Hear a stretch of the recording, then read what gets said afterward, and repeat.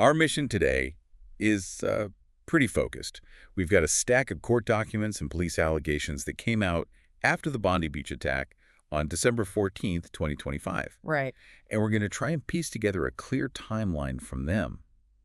But we're not focusing on the event itself. Oh. We're looking at the alleged preparation, the cold, hard steps a father and son apparently took in the months leading up to. We want to analyze the specific intricate steps taken by Sajid Akram and Naveed Akram. The father and son. Yes. The evidence really points to this being a multi-month operation, and our focus is on that duration, the deliberate nature of the planning. It gives you a whole different view of what happened. It really does. It's a look into the operational logistics of a calculated attack. And just for context, the outcome was devastating. 15 people killed, dozens injured. The documents confirm the alleged perpetrators are Sajid Akram, the father who was killed at the scene, and his son, Naveed Akram, who was arrested and charged. And what we're tracking is a story that goes back at least 2 months. It starts in October and runs right up to that evening. So according to the sources, this was anything but impulsive. Oh, not at all. The earliest signs of active preparation begin in October 2025. Okay, let's jump straight in there then. The initial phase, the ideological side of it, and the very first physical preparations. What's really fascinating here is how they allegedly connect those two things almost immediately. The stated ideological goals and the actual physical training. They happen at the same time. Pretty much concurrently, yeah. From motive to method, right away. So the paper trail starts with a video investigator seized. It was allegedly recorded in October. That's the one. It shows Naveed and Sajid, and they're seated in front of an image of an Islamic State flag. And Naveed is allegedly holding several long-arm firearms in the footage. He is, and this video is so critical because it seems to have this dual purpose. What do you mean?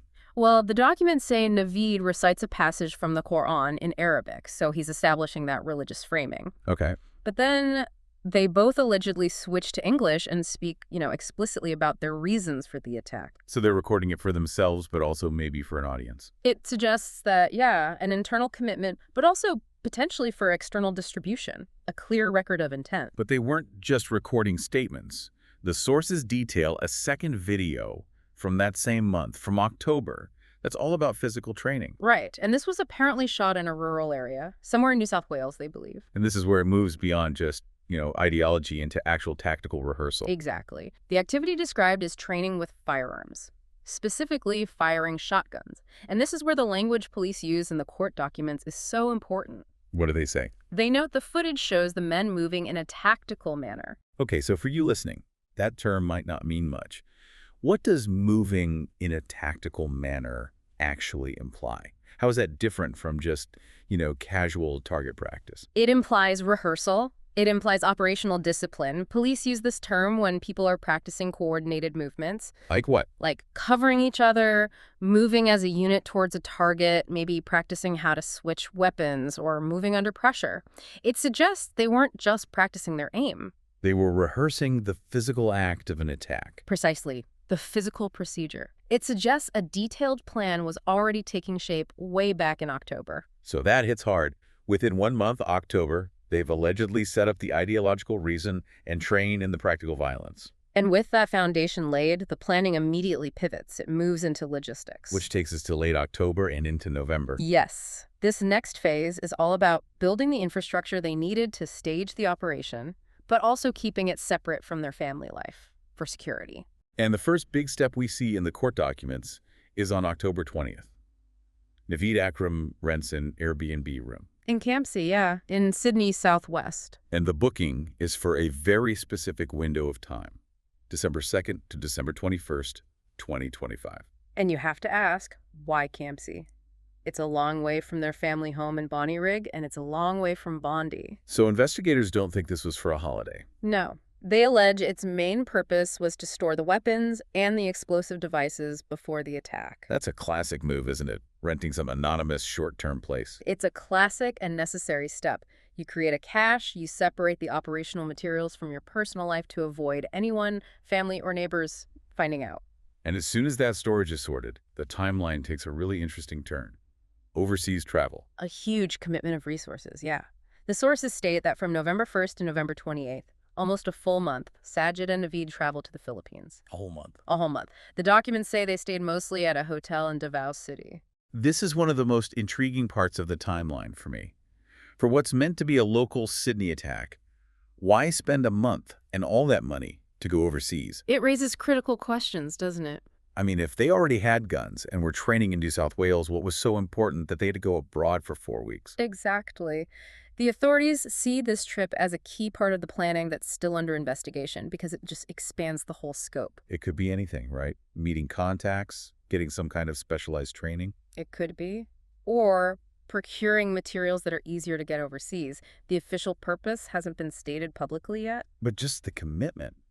A 4-week trip just weeks before the attack. Yeah. That speaks volumes. It really does. It shows how serious and how planned out this allegedly was. This wasn't spontaneous. No. This was a sustained, multifaceted operation. And you have to remember while they're away that Airbnb in Campsie is just waiting. The clock is ticking for their return in December.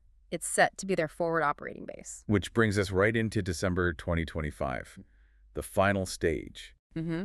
And the focus here shifts completely. It goes from long-term prep to immediate execution planning. We're talking reconnaissance and deception. This is where it gets very concrete.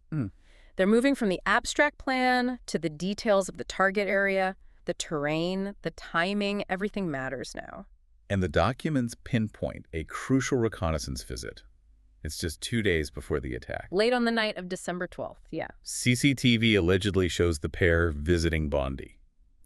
And they're seen walking near the car park, close to Archer Park. Police interpret this as a classic mandatory recon mission. They needed to get familiar with the layout. The routes in, the parking, where people would be. Exactly. The visibility of Archer Park specifically, which was hosting the Chanukah by the Sea event that weekend. And doing it late at night means fewer people around to spot them. And at the same time, they're locking down these tactical details. They're building this elaborate cover story back home. At a very sophisticated level of deception. The sources say that Naveed's mother believed they were on holiday down in southern New South Wales. And maintaining that illusion while you're in Sydney actively preparing for an attack, that takes careful operational security. And the court documents highlight this one unique detail. An incredible measure they allegedly took. The payphone. The payphone. Naveed apparently phoned his mother every morning that week, but not from a mobile, specifically from a payphone. That contrast is just jarring, isn't it? Using this, outdated technology as a deliberate counter-surveillance tool in a modern plot. It's a low-tech solution to a high-tech problem. It really is. It speaks to how meticulous the alleged planning was. A payphone completely masks where you are. A mobile would leave a huge digital trail. Cell tower data, location pings. Everything. But a payphone, assuming they paid in cash, leaves almost no digital footprint connecting them to a physical spot in Sydney. It keeps that lie about being in southern New South Wales completely intact. It's a powerful indicator of how aware they were of security measures. Absolutely. Okay, so now let's walk through the day itself, December 14th, 2025. The precise chronology, as detailed in the court documents. This is the execution phase. This is where all that preparation, ideological, logistical, the deception, it all converges. And the day starts very, very early. It does. The activity in the early morning is incredibly telling about the cache they had allegedly built up in Campsie. So timeline point A, it's approximately 2:16 a.m. CCTV allegedly shows the pair leaving the Campsie Airbnb. They're loading what are described as long, bulky items wrapped in blankets into a silver Hyundai. This is the moment. The arsenal moves from the storage site to the transport vehicle. And we really need to pause here to understand the scale of what police allege was in those blankets. It's a staggering arsenal. It really points to a huge effort in manufacturing and procurement. The sources list 2 single-barrel shotguns, Okay. a Beretta rifle, and then, crucially, several homemade explosive devices. Can you break down the specific IEDs for us? Yes. The document specifically mentioned 3 pipe bombs, 1 tennis ball bomb, and 1 larger improvised explosive device, all homemade. And they also allegedly loaded 2 Islamic State flags. So the fact that they have multiple types of explosives, especially pipe bombs, and a larger device, that points to a pretty sophisticated manufacturing process. So this was never just going to be a firearms attack. No, it was allegedly designed to maximize casualties and symbolic violence. All right, let's move forward to the late afternoon. Timeline point B. At 5:09 p.m., they're seen leaving Campsie, driving towards Bondi. They're documented in specific clothing, too. Sajid in a black t-shirt and white pants, Naveed in a black t-shirt and black pants. Then by 5:57 p.m., they're captured on video, driving past Centennial Park. They're heading straight for the beach. And then we hit this curious detail, timeline point C, it's only a minute later, at 5:58 p.m. Right, the car allegedly parks on Ocean Street in Woolahra, and it stays there for about 20 minutes. And during that time, Sajid Akram allegedly gets out, he accesses the boot, and the documents state that a black Islamic State flag could be seen. Then the vehicle does a U-turn and continues on. So a 20-minute pause, less than an hour before the attack.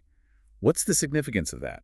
It is highly suggestive of final pre-attack actions. This is likely the point of no return. Where they go from just transporting to getting ready. Exactly. From transport mode to attack mode. They could be arming themselves, preparing the flags, doing a final check on the explosive devices before they commit to that last little bit of the drive. It's a point of final preparation. Which brings us to timeline point D, the attack itself. Mm-hmm. Court documents state that around 6:50 p.m., the pair parked on Campbell Parade at Bondi Beach, right near the footbridge to Archer Park.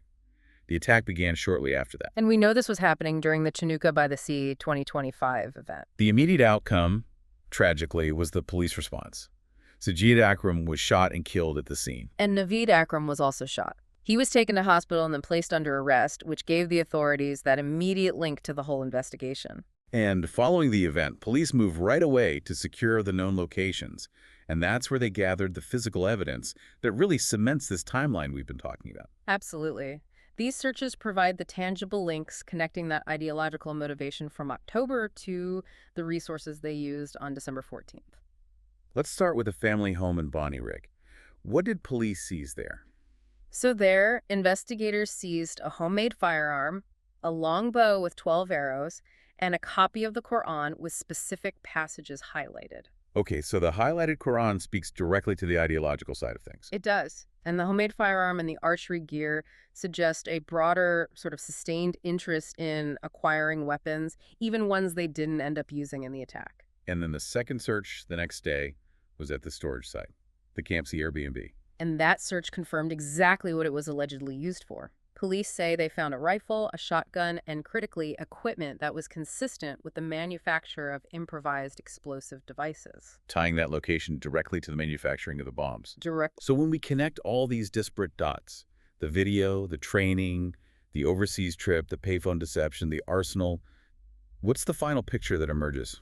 The evidence laid out in these court documents points undeniably to deliberate and structured planning over at least 10 weeks. 10 weeks. At least.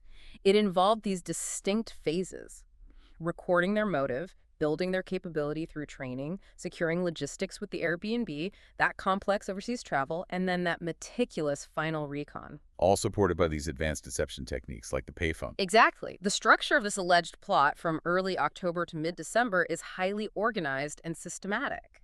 This deep dive really brings home how much operational discipline was allegedly required just to set the stage for one evening. It does. What struck me was how each stage required a different kind of focus.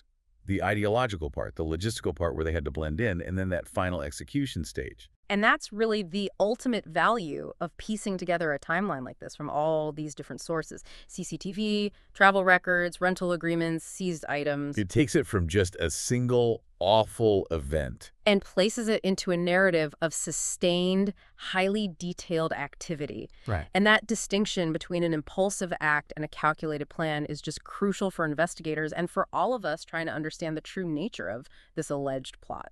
So we'll leave you with this final provocative thought to consider based on the source material.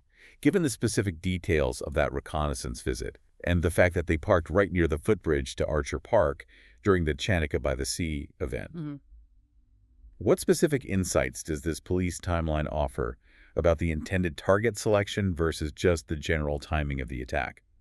We'd encourage you to keep thinking about how these detailed logistical trails from payphones to Airbnbs are created and how, in the end, they are discovered and laid bare in court.